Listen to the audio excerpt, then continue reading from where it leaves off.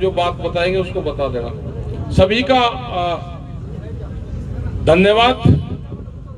आज हैदराबाद में तेलंगाना की राजधानी यहाँ पे आए सभी जो किसान हैं, मजदूर हैं, यहाँ के दुकानदार हैं, व्यापारी हैं, यहाँ के जो वर्कर्स हैं, उन सबका भी धन्यवाद। जो पत्रकार बंधु आए इनका भी धन्यवाद। पुलिस प्रशासन के लोग, उन सबका धन्यवाद। हमारे जितने भी लीडर्स जो संयुक्त मोर्चा के दिल्ली से आए, जो यहाँ पे उपस्थित हैं, उन सबका धन्यवाद है। मुद्दे, जो इशू, जो आंदोलन है,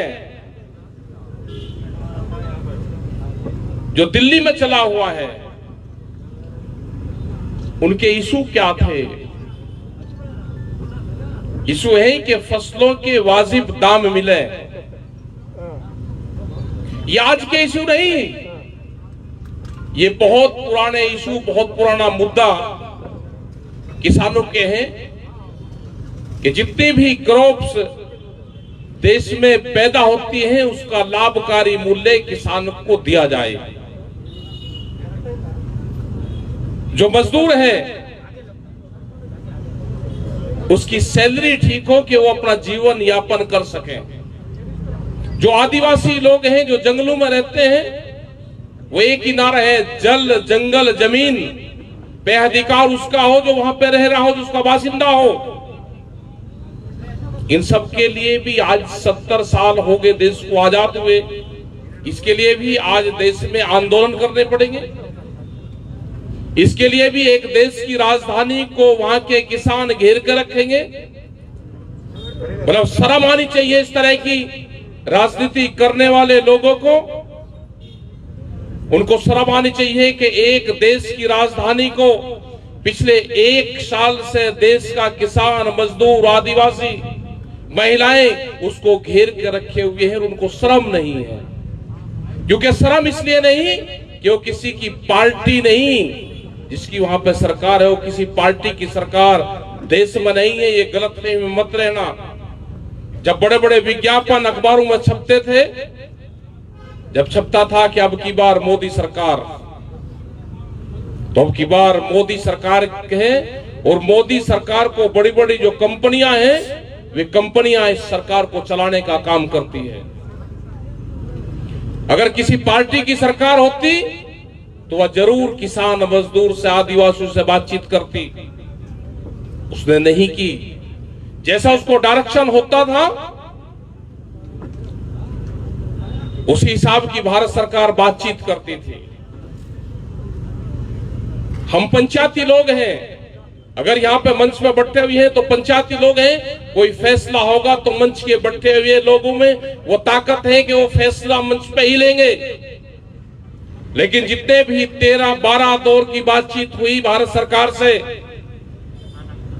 उनको हर क्वेश्चंस का जवाब लेने के लिए कमरे में जाना पड़ता था। कमरे में जाते थे वे क्वेश्चन का जवाब लेने। वो कमरा कौन सा था?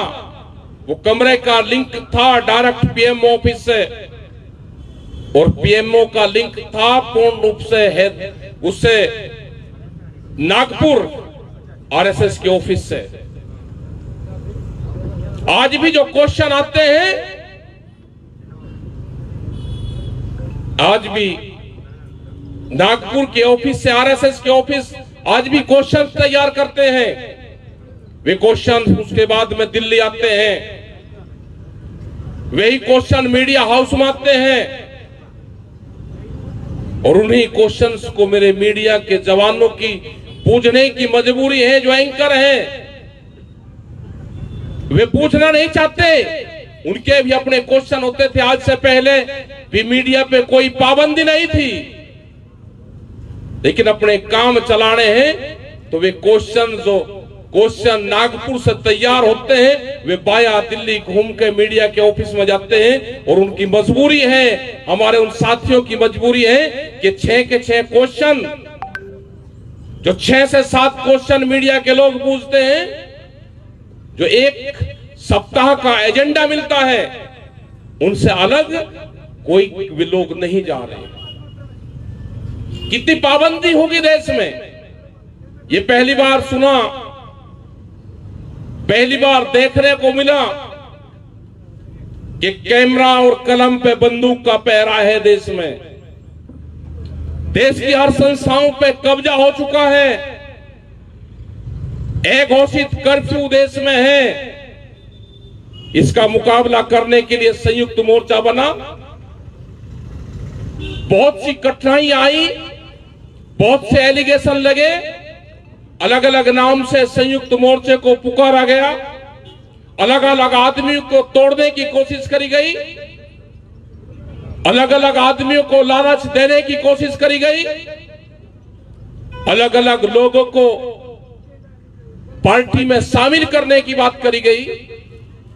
आज भी बहुत से लोग संपर्क में होंगे कि संयुक्त मोर्चे के लोगों को तोड़ के बीजेपी में शामिल किया जाए। उनका यह षड्यंत्र है, दूसरी पार्टियों के लोगों को तोड़ के शामिल किया जाए। जो आंदोलनकारी लोग हैं उनको अपने कब्जे में लो। ये गलतफहमी अपने दिमाग से निकाल दो। जिन किसान मोर्चे के लोगों ने 1 साल तक दिल्ली को घेर के रखा, वे आपके बहकावे में आने वाला कोई नहीं है।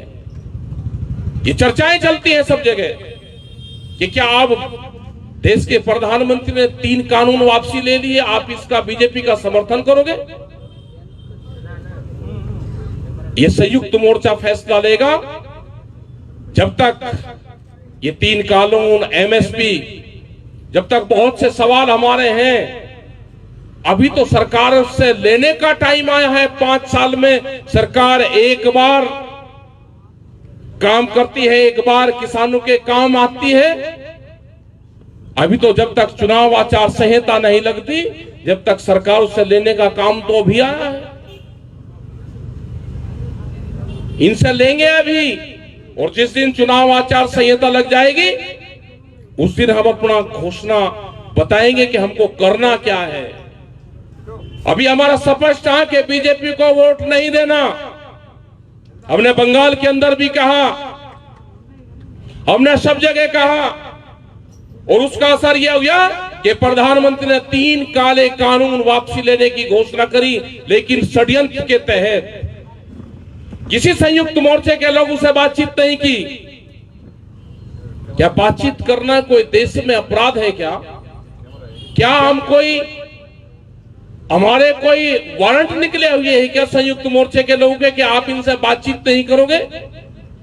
क्या यह सजा याफ्ता मुलजिम है क्या कि आप इनसे बातचीत नहीं करोगे? 1 साल से जो लोग वहां पर बैठे हुए हैं, आपको उनसे बातचीत कर रहे होगी। 1 साल में क्या नफा नुकसान हमको हुआ? हमारे 750 किसान वहां पर शहीद हुए, उसका कंपनसेशन कौन देगा? कई हजार मुकदमे हैं, उनका कंपनसेशन कौन देगा? क्या हम मुकदमे लेकर अपने घर जाएंगे? क्या वे शहादतों के लोगों को, परिवार को क्या जवाब हम देंगे? हम पूर्ण रूप से हिसाब किताब करेंगे। कब हमको जाना है, कैसे वहां से जाना है, ये संयुक्त मोर्चा तय करेगा। सरकार के पास में अभी भी टाइम है। ये 26 तारीख हर महीने आती है। सरकार इस मामले को निपटा ले। अभी सस्ते में छूट जाएगा पन्ना। एमएसपी पे गारंटी कानून चाहिए पक्का,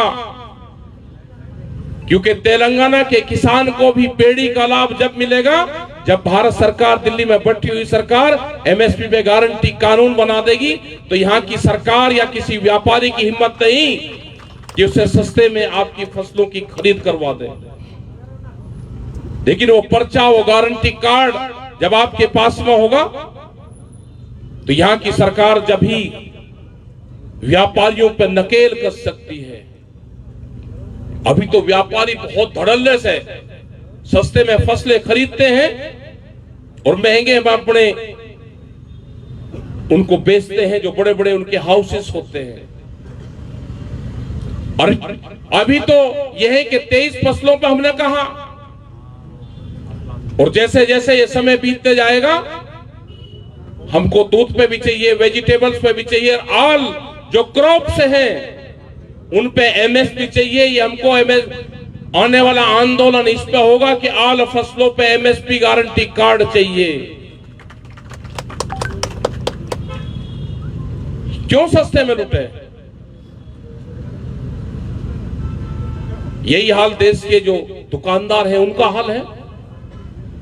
जो दुकानदार एक दुकान करता था एक मोहल्ले में नुक्कड़ पे, वो 100 परिवारों को उधार सामान देता था। आज उसकी हालात क्या होंगे कि बड़े बड़े मॉल बनेंगे, वे दुकानदार पूर्ण रूप से खत्म होंगे। आने वाला टाइम जो साप्ताहिक बाजार लगते थे जिसमें 4.5 करोड़ लोग उसमें रोजगार पाते थे, आने वाला टाइम होगा कि साप्ताहिक बाजार लगने देश में बंद होंगे। ये भी जो वॉलमार्ट जैसी बड़ी कंपनियां आ रही, उनका पहला टारगेट साप्ताहिक बाजार होंगे। और भी बहुत से कानून हैं। सरकार ये कह रही कि जी 3 थे, ये वापसी ले लिए। 3 नहीं, ये तो 27 कानून है, ये तो 28 कानून है, 40 है। जो भी आप लेकर आते रहोगे हम उसी का विरोध करेंगे। हमने कहा कि भारत सरकार एक कमेटी बनाए, एमएसपी पे गारंटी कानून देने के बाद में जो 700 किसान शहीद हुए उनके बाद में भारत सरकार एक कमेटी बनाए। संयुक्त मोर्चे के लोग रहेंगे, भारत सरकार के लोग रहेंगे, हमारे और भी जो साइंटिस्ट हैं वे लोग रहेंगे, और जो भी पॉलिसी भारत सरकार लेकर आएगी हमको टाइम टाइम पे सरकारों के साथ में बातचीत हम करते रहेंगे। और जो भी अभी सीड बिल लेकर आएंगे, हाउस में रखा हुआ है, कभी भी जा सकते हैं। बीज कानून, दूध की एक पॉलिसी लेकर आना चाहते हैं, pesticide bill, electricity bill, pollution, इनकी जवाबदेही किसकी होगी? इसकी जवाबदेही उसकी होगी जो कमेटी बनेगी, वो समय समय पे भारत सरकार से बातचीत करती रहेगी। सीड बिल, बाहर की कंपनी आएगी यहां पे बीज पे व्यापार करेंगे, वे बीज के नए पुलिस स्टेशन खुलेंगे। किस किसान ने अपने खेत में कौन सा बीज बोया उसकी इंक्वायरी करेंगे वे। अगर किसान सही जवाब नहीं दे पाएगा तो सजा और जुर्माना दोनों हैं। तो ये बहुत से कानून और लाइन में हैं, पाइपलाइन में लगे हुए हैं, क्योंकि पार्लियामेंट में बोलने वाले लोग नहीं हैं। पार्लियामेंट को दूसरे मुद्दों पर उलझाया जाता है। मेरे जो भी पार्लियामेंट के साथी वहां पे जाएंगे 29 तारीख से, सारे पार्टियों के लोगों से अपील है कि एजेंडा संयुक्त मोर्चा बताएगा, उस एजेंडे पर अगर काम करोगे तो आप भी बचोगे, नहीं तो बचने वाले आप भी नहीं हो। आपको उलझाने का काम करेंगे, कुछ लोगों को बयानबाजी करने के लिए उनको भारत सरकार उनको पद्मश्री देती है। उनकी कोई औकात नहीं कि आप गलत बयानबाजी करो, देश में अव्यवस्था फैलाओ, लोग आपके इशू पे, आपके बयान पे चर्चा करें, उनको पद्मश्री दिए जाते हैं। उसी बहस में, क्योंकि जब पार्लियामेंट में महंगाई पे बातचीत होनी है, पार्लियामेंट में 3 कानून पे बातचीत होनी है, पार्लियामेंट में ड्रग्स का एक कानून आ रहा है कि 5 ग्राम ड्रग्स आदमी रख सकता है, उस पर बहस होनी है। इन बहसों पे वहां की जनता ना जाए, वहां के पार्लियामेंट ना जाए, वहां के मेंबर पार्लियामेंट दूसरे इशू पर उलझाएंगे, इसको पद्मश्री क्यों दिया, इसको ये दिया, इसने ये बयान करा, और पूरा वक्त उसी में जाया हो जाए और आप दूसरे रास्ते से इन कानूनों को पास कर लें। तो अपील सभी से ये है, और हम चिट्ठी भी लिखवाएंगे, संयुक्त मोर्चे से हम अपील करेंगे कि वो चिट्ठी लिखे उनको कि इन इशू पे बहस करने की जरूरत नहीं। बहस जो देश में इशू है, जो किसान आंदोलन है, बहस जो महंगाई है, जो देश के हित में है, उस पर बहस कर जाए। इन सब चीजों को खारिज पहले दिन ही कर देना चाहिए, बिना वजह नहीं बहस करनी चाहिए। ये सारे हमारे इशू रहेंगे और संयुक्त मोर्चे में कोई भी टूट फूट नहीं है। न ये अफवाह चला रहे कि संयुक्त मोर्चा इसके बाद में बीजेपी को सपोर्ट करेगा। ये अफवाहें चला रहे हैं लोग। कोई सपोर्ट नहीं करेगा, गलतफहमी में मत रहना। यह जनता है, सब जानती है। किसी के कहने से अगर संयुक्त मोर्चे का एक आदमी कोई सपोर्ट करने लगे, वो चुनाव में जाने लगे, उसके कहने से संयुक्त मोर्चा वहां चला जाएगा, ये गलतफहमी में है, कहीं कहीं नहीं जाता। ये संयुक्त मोर्चा देश के लिए बना और संयुक्त मोर्चे को देश के लिए ही बना रहना चाहिए। और भी लड़ाइयां बहुत लड़ी जाएगी। एक विश्वास देश की जनता को हुआ, यहां के उन बेरोजगार लोगों को हुआ, जो बच्चे 14 करोड़ लोग जो बेरोजगार हुए, जो प्रधानमंत्री ने कहा था कि 2 करोड़ नौकरियां हर साल देंगे। यह आंदोलन उनका है, यह आंदोलन आदिवासियों का है, यह आंदोलन भूमिहीन किसानों का है, यह आंदोलन देश के हर उस बासिंदे का है जिस पे अत्याचार होता हो। यह संयुक्त मोर्चा वे सारी लड़ाइयां लड़ेगा। यह स्थापित हो चुका है देश में, इसको पब्लिकली मान्यता मिल चुकी है और संयुक्त मोर्चे के हमारे लीडर पूरे देश भर में जाएंगे। जहां पे भी कोई बुलाएगा उसको, अब किसी झंडे से कोई ऐतराज किसी को नहीं। ये रंग बिरंगे झंडे ही देश की पहचान बनेंगे, यही आने वाली क्रांति की पहचान बनेंगे। आप इन झंडे को लगाते रहो, किसी को कोई ऐतराज अब नहीं। अब सुंदर लगते हैं, रंग बिरंगे झंडे सुंदर लगते हैं।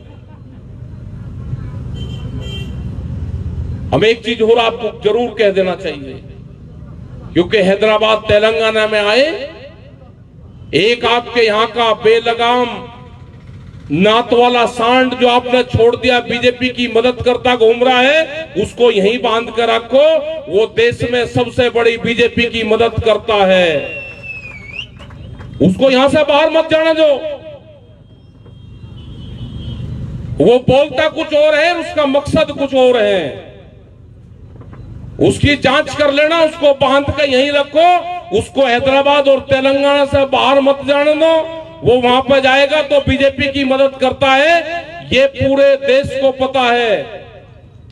उनको बांध कर रखो, यहां बेलगाम सांड है,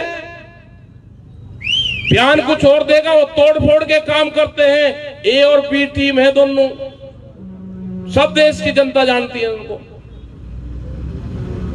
तो आप ये आंदोलन चलता रहेगा। यहां की सरकार से भी हमारा ये है कि 3-3 लाख रुपए की उन्होंने घोषणा की। बहुत लोग कहते हैं कि यहां के किसानों को भी मदद होनी चाहिए थी। वे जो दिल्ली में किसान शहीद हुए हैं, वो एमएसपी देश के लिए भारत सरकार से लड़ते हुए शहीद हुए। वो यहां के किसान के लिए भी शहीद हुए।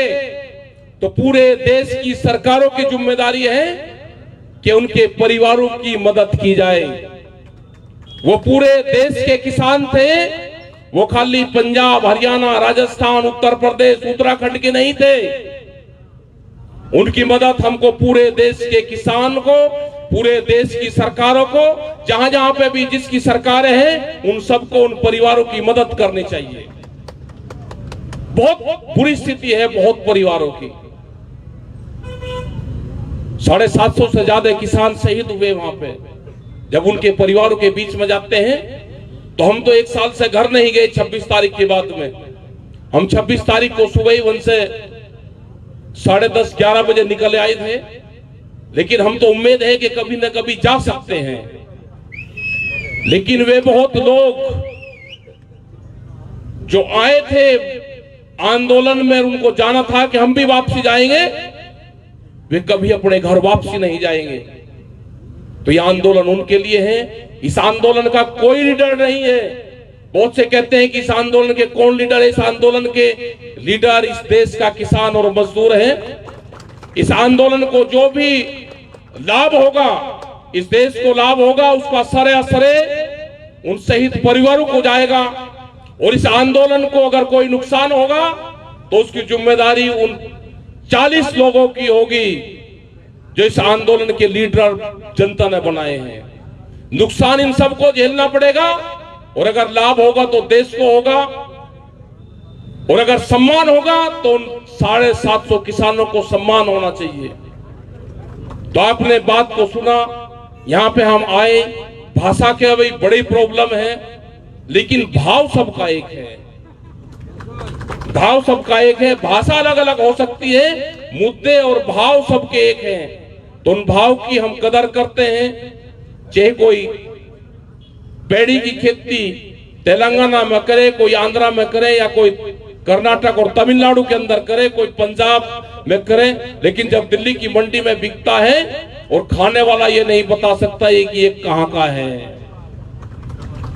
तो जब खाने वाला ये नहीं बता सकता तो कहां का है, तो भाषाओं का अंतर नहीं, ये तो भाव और भावनाओं से आंदोलन जुड़ा हुआ है। ये वैचारिक क्रांति है। और जब भी दुनिया में वैचारिक क्रांति आई, उसने परिवर्तन किया है। पूरी दुनिया में आपकी चर्चा होती है, पूरी दुनिया में आपके पक्ष,